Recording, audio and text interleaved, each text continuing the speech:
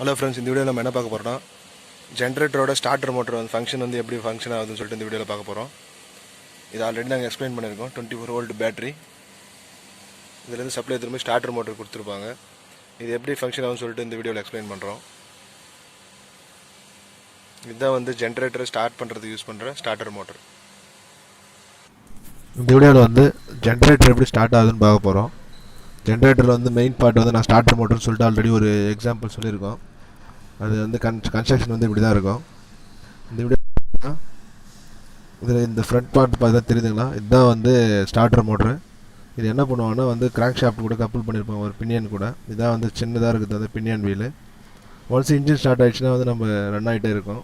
அதை ஸ்டார்ட் பண்ணுறதுக்கு வந்து ஃபஸ்ட்டு பார்ட் வந்து இந்த கிராங்க் ஷாஃப்ட் மோட்ரு தான் ஸ்டார்டர் மோட்ரு.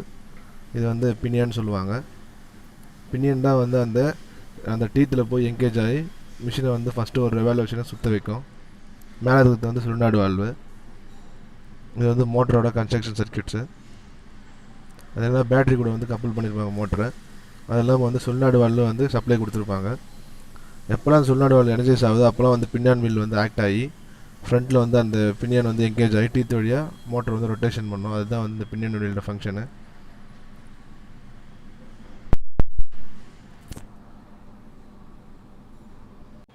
நம்ம எப்போல்லாம் சப்ளை கொடுக்குறோமோ அப்போல்லாம் வந்து இது போல் தான் வந்து என்கேஜ் ஆகும். இது வந்து அந்த கிராங்க் ஷாஃப்ட்டில் கனெக்ட் பண்ணியிருப்பாங்க. ஒன்ஸ் ஸ்டார்ட் ஆகி முடிஞ்ச ஒன்று டிஸ்என்கேஜ் ஆகி மோட்டருக்கான பவர் சப்ளை வந்து ஆஃப் ஆகிடும். அது இல்லாமல் வந்து இதுக்கான மோட்டருக்கான ஒயர் பார்த்தீங்கன்னா ரொம்ப பெரிய திக்னஸாக போட்டிருப்பாங்கன்னா வந்து ஸ்டார்டிங் கரண்ட் வந்து அதிகமாக இருக்கும் அந்த மோட்டர், டிசி மோட்ரு.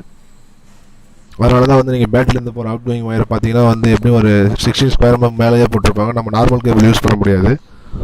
இப்படி தான் வந்து இந்த ஜென்ரேட்டர் வந்து ஸ்டார்ட் பண்ணுறாங்க. இப்படி தான் வந்து ஜென்ரேட்டர் வந்து ஸ்டார்ட் ஆகுது. இப்படி தான் வந்து கப்பல் பண்ணியிருப்பாங்க ஜென்ரேட்டரோட பினியன் கீரு. ஒன்ஸ் ஸ்டார்ட் ஆனோடனே டிஸ்என்கேஜ் ஆகி நார்மல் போயிடும். அதுக்கப்புறம் வந்து அது நார்மல் இன்ஜின் பவர்லேருந்து ரொட்டேட் ஆக ஆரம்பிச்சிடும்.